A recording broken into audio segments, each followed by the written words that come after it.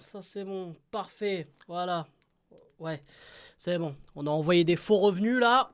Wouh! Allez hop, les impôts.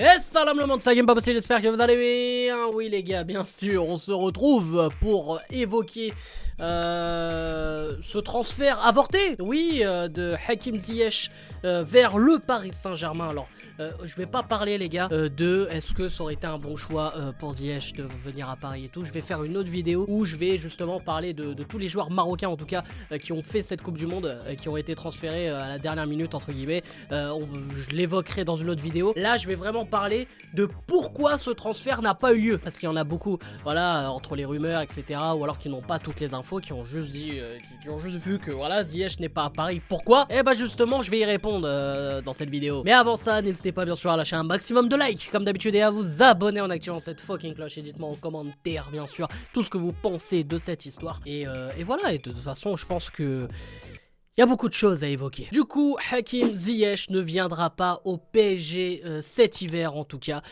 puisque le Paris Saint-Germain n'a pas pu voilà, faire ce transfert à temps, entre guillemets. À la base, Hakim Ziyech devait être prêté sur une durée de 6 mois sans obligation d'achat.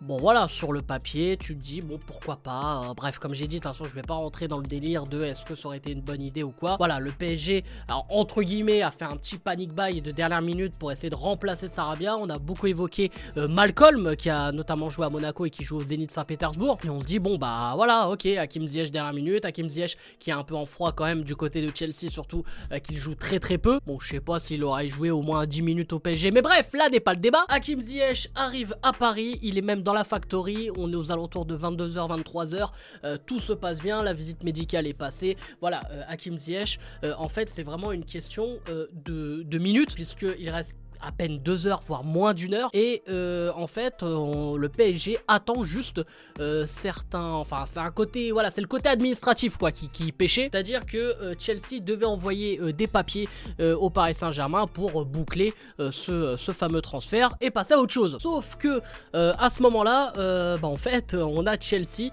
qui envoie une première fois bah, des papiers, mais il y a une erreur. Donc c'est des papiers bien sûr hein, avec les fameux détails, bref, avec le délire du prêt sans obligation d'achat et tout. C'est pour ça que c'est très compliqué hein, les bails de prêt, mais bon tu connais hein, histoire de fair play financier. Et du coup les parties se remettent d'accord, donc voilà, tout est bon. Le Chelsea renvoie à nouveau les papiers, mais à ce qui paraît il y a encore une erreur, parce qu'en plus il y a un détail, c'est que on passe à un prêt, au départ c'était juste un prêt sans obligation d'achat, ensuite c'est passé à un prêt payant je crois aux environs de 5 millions d'euros. Donc Chelsea en fait bah, fait ramer le PSG et les minutes passent.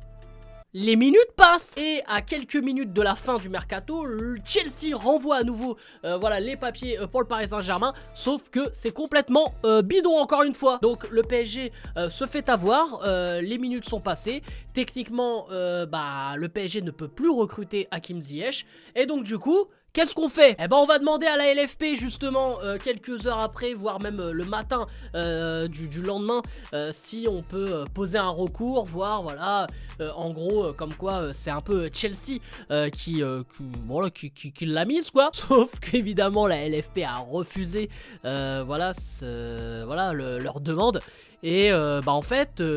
tu te dis que le PSG ne se fait pas respecter quoi. Parce que moi je me demande est-ce que si c'était en tout cas même, je sais pas, Manchester United ou le Real Madrid, est-ce qu'ils auraient fait ça les mecs de Chelsea? C'est là où tu te dis qu'en fait Paris, c'est un truc de ouf, comment on se fait pas respecter? Donc là, mis à part que tu mets un joueur voilà, en porte-à-faux et que le joueur là, bah, déjà qui voulait même plus jouer à Chelsea, là, je me demande, oh, ça va être un massacre là, je pense, la suite de la saison. Mais là, là tu tues une carrière, du coup tu tues une certaine crédibilité, surtout que pour Chelsea, voilà, là, ils dépensent des millions et des millions, ils en ont rien à foutre, c'est plus une entreprise qu'un club de foot, en tout cas ces derniers temps. Et tu vois que Paris ne se fait pas respecter, comme j'ai dit, donc voilà toute l'histoire, en tout cas autour de ça. Et voilà, donc ils ont essayé de formuler un recours quand même, en justifiant voilà, que ce retard est dû à l'étourderie de Chelsea. Sauf que voilà, ça n'a pas été